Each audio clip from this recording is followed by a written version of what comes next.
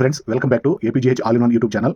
ఈ video Tata WPL మహిళా క్రికెట్కు సంబంధించి లీగ్ మ్యాచ్లు అయితే జరుగుతూ ఉన్నాయి. ఇప్పటివరకు 19 మ్యాచ్లు కంప్లీట్ అయ్యి ఇది జరగబోయేది 20వ మ్యాచ్. ఈ 20వ మ్యాచ్ తోటి లీగ్ మ్యాచ్లు కంప్లీట్ అయ్యి సెమీఫైనల్ తర్వాత ఫైనల్ మాత్రమే ఉంటాయి. వీటికి సంబంధించి నేను వరుసగా వీడియో చేసుకుంటూ వస్తున్నాను. ఈ ఆఖరి match Delhi versus UP warriors మధ్య ఈ పోరాటం అయితే జరగబోతుంది. ఈ పోరాటం జరగబోయే మ్యాచ్ ఒక మ్యాచ్ అయినా కూడా పాయింట్ల పట్టిక ప్రకారం ముంబై ఇండియన్స్ కూడా ఈ మ్యాచ్లో ఏం జరగబోతుంది, మాకు అవకాశం దొరుకుతుందా అన్నట్లుగా సెమీఫైనల్ చేరుకోవడానికి కూడా ఈ ముంబై ఇండియన్స్ టీం కూడా ఈ మ్యాచ్ మీద ఆధారపడి ఉంది. పాయింట్ల పట్టి ప్రకారం మొత్తం 5 టీములు కాబట్టి 5 టీముల్లో మొదటి ఆర్సీబీ టీం మాత్రం ఫైనల్కి అయితే డైరెక్ట్గా వెళ్ళిపోయింది. వరుసగా వాళ్ళు మ్యాచ్లన్నీ గెలుచుకుంటూ వచ్చారు కాబట్టి వాళ్ళు డైరెక్ట్గా ఫైనల్కి అయితే చేరుకున్నారు. ఇక్కడ ఎలిమినేటర్స్కి సంబంధించి ఇలా ఆడబోయే మ్యాచ్లో ముందు జరిగిన మ్యాచ్లో జీజీ వాళ్ళు గుజరాత్ జైంట్స్ వాళ్ళు ఆల్రెడీ గెలిచి ఉన్నారు. ఈ విధంగా జీజీ వాళ్ళు కూడా క్వాలిఫై అయ్యారు. 2 స్థానాలు పదిలం అయిపోయినాయి. కన్ఫామ్గా మొదటి స్థానం 2వ స్థానంలో కన్ఫర్మ్ అయిపోయింది. మిగతా 3వ స్థానం కోసం 3 టీంలు ఎంఐ మరియు డీసీ మరియు యూపీ వారియర్స్ ఈ 3 టీంలు కూడా ఎదురు చూడటం అయితే జరుగుతుంది. యూపీ వారియర్స్ ముందు జరిగిన ఎంఐ మీద మ్యాచ్ తోటి ఓడిపోయారు కాబట్టి యూపీ వారియర్స్కి ఛాన్స్ అయితే లేదు. కానీ ఈ జరగబోయే ఇప్పుడు ఢిల్లీ వర్సెస్ యూపీ వారియర్స్ మీద ఢిల్లీ మీద యూపీ వారియర్స్ కనుక గెలిస్తే ఎంఐకి అయితే అవకాశం వస్తుంది. యూపీ వారియర్స్కి అవకాశం లేకపోయినా ఎంఐ టీము మాత్రం ఎలిమినేటర్స్కి సంబంధించి మ్యాచ్ ఆడడానికి వాళ్ళకి అవకాశం ఉంటుంది, క్వాలిఫై అవుతారు. ఈ విధంగా జరగబోయే మ్యాచ్ చాలా ఉత్కంఠభరితంగా ఉంటుంది. జెమిమా టాస్ గెలిచి ఫస్ట్ బౌలింగ్ అయితే ఎంచుకున్నారు. ఈ విధంగా యూపీ వారియర్స్ మొదటి బ్యాటింగ్ అయితే రాబోతున్నారు. యూపీ వారియర్స్కి సంబంధించి మెక్లానింగ్ అంతకుముందు ఢిల్లీ కెప్టెన్గా పనిచేసి ఢిల్లీ కెప్టెన్ ఇప్పుడు ప్రజెంట్ మన యంగ్ కెప్టెన్ ఎవరైతే ఉన్నారో జెమిమా తన శిష్యురాలుగా కొంతకాలం పనిచేసుకుంటూ వచ్చారు కాబట్టి కొన్ని సీజన్ల పాటు మెక్లానింగ్కి సంబంధించి కొన్ని విషయాలు, అలాగే జెమిమాకి సంబంధించి కొన్ని విషయాలు దాదాపు వీళ్ళిద్దరికి ఒకరికొకరు తెలిసిన విషయాలే. ఈ విధంగా జరగబోయే పోరు ఎలా ఉంటుందనేది ఈ వీడియోలో తెలియజేయబోతున్నాను. వీడియోలోకి వెళ్దాం. డీసీ టాస్ గెలిచి బౌలింగ్ ఎంచుకున్నారు. యూపీ వారియర్స్ ఓపెనర్స్గా కెప్టెన్ మెక్లానింగ్, దీప్తి శర్మ క్రీజ్లోకి వచ్చారు. డీసీ మొదటి ఓవర్ బౌలింగ్ హెన్రీ వేసిన మొదటి బాల్కే కెప్టెన్ మెక్లానింగ్ LBWగా అవుట్ అయ్యారు అన్నట్టు ఎంపైర్ అయితే సిగ్నల్ ఇవ్వడం జరిగింది. వెంటనే రివ్యూ తీసుకున్నారు. DRS రివ్యూ తీసుకోవడం వల్ల కూడా రీప్లే చేసి చూడటం వల్ల క్లియర్గా LBW అవుట్ అనేది అర్థమయ్యి మెక్లానింగ్ పెవిలియన్కి వెళ్ళడం జరిగింది. ఇలా DRS విధానం వచ్చిన తర్వాత టెక్నికల్ గా క్రికెట్ కు సంబంధించి ఏ సందర్భంలో అయినా సరే DRS రివ్యూల ద్వారా క్లియర్గా తెలుసుకోవడానికి మంచి అవకాశాలు అయితే కనిపిస్తున్నాయి టెక్నాలజీ ప్రకారం. అలాగే ఈ 2020 మ్యాచ్లో 2 రివ్యూస్ అయితే బ్యాటింగ్ టైంలో 2 రివ్యూలు, బౌలింగ్ టైంలో 2 రివ్యూలు ఇలా ప్లేయర్స్ కు ఇవ్వడం జరుగుతూ ఉంటుంది. రివ్యూ కనుక సక్సెస్ అయితే మళ్ళీ రివ్యూ తీసుకోవడానికి అవకాశం ఉన్నట్లుగా ఇలా మంచి రివ్యూకి అయితే మంచి అవకాశం అయితే కనిపిస్తుంది. ఇది చాలా మంచి విషయం. ఇలా మెక్లానింగ్ అవుట్ అయిన తర్వాత క్రీజ్ లోకి చార్లీ నాట్ వచ్చారు. ఈ సీజన్ లో చార్లీ నాట్ బ్యాటింగ్ రావడం ఇదే తొలిసారి. ఇలా ఒక ఓవర్ పూర్తయ్యేటప్పటికి 5 రన్స్ చేసి 1 వికెట్ కోల్పోయింది యూపీ వారియర్స్. 2వ ఓవర్ బౌలింగ్ మారిజన్ కాపు 2 ఓవర్లు పూర్తయ్యేటప్పటికి 14 రన్స్ 1 వికెట్ కోల్పోయింది యూపీ వారియర్స్ టీంలో మొత్తం 3 మార్పులతో ఈ మ్యాచ్ ఆడటం జరుగుతుంది. డీసీ టీంలో మార్పులు ఏమీ లేకుండానే ముందు మ్యాచ్ ఆడిన టీంతోటే ముందు మ్యాచ్ గెలుచున్నారు కాబట్టి ఆ టీంతోనే ఈ మ్యాచ్ ఆడటం జరుగుతుంది. డీసీ ఇలా 3వ ఓవర్ బౌలింగ్ హెన్రీ 3 ఓవర్లు పూర్తయ్యేటప్పటికి 19 రన్స్ 1 వికెట్ కోల్పోయింది యూపీ వారియర్స్. 4వ over bowling Marizanne Kapp Charli Knott 12 runs 12 balls వద్ద కీపర్ లీ అద్భుతమైన క్యాచ్ పట్టగా అవుట్ అయ్యారు. చార్లీ నాటు ఉన్న క్రీజ్లో ఉన్న అంతసేపు కూడా చాలా అద్భుతమైన సూపర్ స్టైల్స్ బ్యాటింగ్ అయితే చేస్తున్నారు. ఈ చార్లీ నాటు లాంటి వారిని యూపీ వారియర్స్ టీంలో ఉంచుకొని కూడా ముందు మ్యాచ్లో ఆడిపించకపోవడం వల్ల కొంత నష్టపోయారు అన్నట్టు నాకు అనిపించింది. చార్లీ నాటు బ్యాటింగ్ స్టైల్ అయితే నాకు చాలా బాగా నచ్చింది.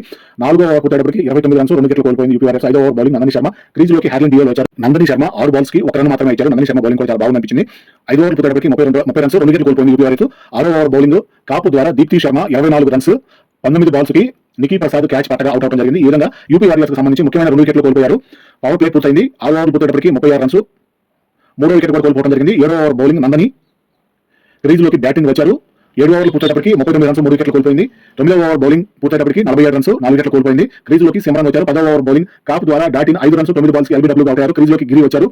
10 ఓవర్లు పూర్తయ్యేటప్పటికి 52 రన్స్ 5 వికెట్లు కోల్పోయింది యూపీ వారియర్స్. సగం ఇన్నింగ్స్ పూర్తయింది. యూపీ వారియర్స్ వరుసగా వికెట్లు కోల్పోతూనే ఉన్నారు. రన్ రేటు 5.20 మాత్రమే ఉంది. 11వ ఓవర్ బౌలింగ్ శ్రీచరణ్ తెలుగుమై ముందు ఓవర్లో హర్లిన్ డియోల్ లాంటి మంచి వికెట్ తీయగలిగింది శ్రీచరణ్. 11వ ఓవర్ పూర్తయ్యేటప్పటికి 62 రన్స్ 5 వికెట్ కోల్పోయింది యూపీ వారియర్స్. 12వ ఓవర్ బౌలింగ్ మిన్నుమణి ద్వారా షిఫ్రా గిరి 9 రన్స్ మాత్రమే చేసి 8 బాల్స్ వద్ద షఫాలి క్యాచ్ పట్టగా అవుట్ అయ్యారు. 12 ఓవర్లు పూర్తయ్యేటప్పటికి 74 రన్స్ 6 వికెట్లు కోల్పోయింది యూపీ వారియర్స్. 13వ ఓవర్ బౌలింగ్ హెన్రీ క్రీజ్లోకి ఎకిల్స్టన్ వచ్చారు. సిమ్రాన్ 22 రన్స్ 14 బాల్స్ కి మిన్నుమని క్యాచ్ పట్టగా అవుట్ అయ్యారు. క్రీజ్లోకి ఆశా శోభన వచ్చారు. యూపీ వారియర్స్ 20 ఓవర్లు పూర్తిగా ఆడేటట్లుగా కూడా నాకు కనిపించిన పరిస్థితి అయితే కనిపించింది. ఆ సందర్భంగా వరుసగా వికెట్లు పడిపోతూనే ఉన్నాయి. 13వ ఓవర్ పూర్తయ్యేటప్పటికి 79 రన్స్ 7 వికెట్లు కోల్పోయింది యూపీ వారియర్స్. 14వ ఓవర్ బౌలింగ్ స్నేహరాణ 14 ఓవర్లు పూర్తయ్యేటప్పటికి 81 రన్స్ 7 వికెట్లు పోయాయి. 15వ ఓవర్ బౌలింగ్ శ్రీచరణ్ 15 ఓవర్లు పూర్తయ్యేటప్పటికి 83 రన్స్ మాత్రమే చేయగలిగారు. 16వ ఓవర్ బౌలింగ్ స్నేహరాణ 16 ఓవర్లు పూర్తయ్యేటప్పటికి 92 రన్స్ స్ట్రాటజీ టైమ్ అవుట్ తీసుకున్నారు.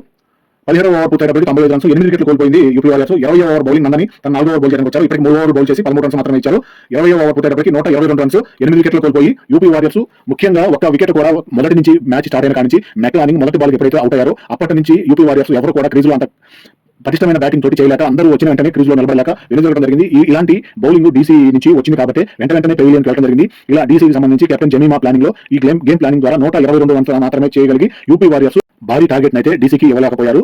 ఇలా 123 రన్స్ టార్గెట్ చేదనగా డీసీ ఓపెనర్స్ గా క్రీజ్లోకి షఫాలి, లెజెల్లీ, లీ వచ్చారు. ముఖ్యంగా డీసీ బౌలింగ్ సందర్భంలో కూడా 122 రన్స్ ఇచ్చి చాలా తక్కువ రన్స్ కట్టడి చేసి ఎక్స్ట్రా రన్స్ పరంగా కూడా చాలా ముఖ్యమైన పాయింట్ అయితే చెప్పుకోవాలి. ఎక్స్ట్రా రన్స్ కూడా ఒక్క రన్ ఎక్స్ట్రా రన్ గా మాత్రమే ఇవ్వడం జరిగింది. ఇది చాలా నాకు అద్భుతంగా అనిపించింది. అంటే అంత డిసిప్లిన్ గా డీసీ వాళ్ళు బౌలింగ్ అయితే చేశారు యూపీ వారియర్స్ కి. ఇలా యూపీ వారియర్స్ లో మొదటి ఓవర్ బౌల్ చేయడానికి శిఖా పాండే మొదటి ఓవర్ పూర్తయ్యేటప్పటికి 7 రన్స్ వచ్చాయి. రెండో ఓవర్ బౌలింగ్ దాటిన లెజెల్లీ, లీ 10 రన్స్ 10 బాల్స్ వద్ద క్రాంతి గౌడ్ క్యాచ్ పట్టగా అవుట్ అయ్యారు. రెండో ఓవర్ పూర్తయ్యేటప్పటికి 11 రన్స్ వికెట్ కోల్పోయింది డీసీ. క్రీజ్ లోకి లారా వాల్వర్ట్ వచ్చారు. 3వ ఓవర్ బౌలింగ్ శిఖా పాండే 3 ఓవర్ పూర్తయ్యేటప్పటికి 14 రన్స్. 4వ ఓవర్ బౌలింగ్ డాటిన్ 4వ ఓవర్ పూర్తయ్యేటప్పటికి 24 రన్స్. 5వ ఓవర్ బౌలింగ్ శిఖా పాండే 5వ ఓవర్ పూర్తయ్యేటప్పటికి 30 రన్స్. 6వ ఓవర్ బౌలింగ్ డాటిన్ 6వ ఓవర్ పూర్తయ్యేటప్పటికి 38 రన్స్. పవర్ ప్లే పూర్తయింది. 7వ ఓవర్ బౌలింగ్ క్రాంతి గౌడ్ 7వ ఓవర్ పూర్తయ్యేటప్పటికి 44 రన్స్. ఒక వికెట్ కోల్పోయి స్టాటిస్టిక్ టైమ్అవుట్. 8వ ఓవర్ బౌలింగ్ ఎకిస్తాను 8వ ఓవర్ పూర్తయ్యేటప్పటికి 48 రన్స్. 9వ ఓవర్ బౌలింగ్ క్రాంతి గౌడ్. ఇలా చాలా వరకు యూపీ వారియర్స్ బౌలింగ్ లో కూడా చాలా కంట్రోల్ బౌలింగ్ అయితే చేస్తూ వస్తున్నారు. ఇలా 13వ ఓవర్ కి 87 రన్స్ చేసి 2 వికెట్లను కోల్పోయింది డీసీ. 14వ ఓవర్ బౌలింగ్ డాటిన్. డీసీ గెలుపు కోసం 42 బాల్స్ కి 36 రన్స్ మాత్రమే కావాలి. క్రీజ్ లోకి డీసీ కెప్టెన్ జమీమా వచ్చారు. డాటిన్ 4 ఓవర్లో బౌల్ చేసి 1 వికెట్ తీసి 30 రన్స్ ఇచ్చారు. 14 ఓవర్ పూర్తయ్యేటప్పటికి 96 రన్స్ 2 వికెట్లు కోల్పోయింది డీసీ. 15వ ఓవర్ బౌలింగ్ శిఖా పాండే షఫాలి 29 రన్స్ 33 బాల్స్ వద్ద మెక్లానింగ్ క్యాచ్ పట్టగా అవుట్ అయ్యారు. క్రీజ్ లోకి మారిజన్ కాప్ వచ్చారు. 15 ఓవర్లు పూర్తయ్యేటప్పటికి 97 రన్స్ 3 వికెట్లు కోల్పోయింది డీసీ. 16వ over bowling Ecclestone Marizanne Kapp runs ఏమీ చేయకుండానే క్రాంతి గౌడ్ క్యాచ్ పట్టగా అవుట్ అయ్యారు. Strategic timeout. క్రీజ్ లోకి షినెల్ హెన్రీ వచ్చారు. గెలుపు కోసం 25 రన్స్ 28 బాల్స్ కి డీసీకి కావాలి. 16 ఓవర్లు పూర్తయ్యేటప్పటికి 100 రన్స్ తోటి 4 వికెట్లను కోల్పోయింది డీసీ. 17వ ఓవర్ బౌలింగ్ దీప్తి శర్మ తన 3వ ఓవర్ బౌల్ చేస్తున్నారు. హెన్రీ 1 రన్ మాత్రమే చేసి కాటన్ బౌల్డ్ గా బౌలర్ దీప్తి శర్మ అద్భుతమైన డైవ్ చేసి సూపర్ క్యాచ్ అయితే పట్టారు. ఈ విధంగా హెన్రీ అవుట్ అవడం జరిగింది. క్రీజ్ లోకి నికీ ప్రసాద్ వచ్చారు. 17 ఓవర్లు పూర్తయ్యేటప్పటికి నికీ ప్రసాద్ క్రీజ్ లోకి రావడం జరిగింది. అప్పటికి 5 వికెట్లను కోల్పోయింది డీసీ. 18వ ఓవర్ బౌలింగ్ ఆశ తన మొదటి ఓవర్ బౌల్ చేయడానికి వచ్చారు. 18వ ఓవర్ పూర్తయ్యేటప్పటికి 117 రన్స్. డీసీ గెలుపు కోసం 12 బాల్స్ కి 6 రన్స్ మాత్రమే కావాలి. 19వ ఓవర్ బౌలింగ్ దీప్తి శర్మ తన 4వ ఓవర్ బౌల్ చేయడానికి వచ్చారు. జమీమా కొట్టిన బౌండరీతో స్కోర్లు సమమయ్యాయి. జమీమా 30 రన్స్, నికీ 4 రన్స్ వద్ద క్రీజ్ లో ఉన్న సమయంలో 3వ స్థానంలో ప్లే ఆఫ్స్ కి క్వాలిఫై అయ్యారు. యూపీ వారియర్స్ 123 రన్స్ల టార్గెట్ ను డీసీ ఛేదించకుండా చాలా రకాలుగా బౌలింగ్ తోనూ ఫీల్డింగ్ తోనూ గేమ్ ప్లానింగ్ మార్చుకుంటూ యూపీ వారియర్స్ గెలవడానికి చక్కటి ప్రయత్నం చేశారు. ఇలా 18.4 ఓవర్ల వరకు యూపీ వారియర్స్ పోరాటం చేస్తూనే ఉన్నారు. నిజంగా వారియర్ లాగా పోరాటం అయితే చేసింది టీం మొత్తం కూడా. చాలా అద్భుతంగా అయితే యూపీ వారియర్స్ పోరాటం అయితే చేశారు.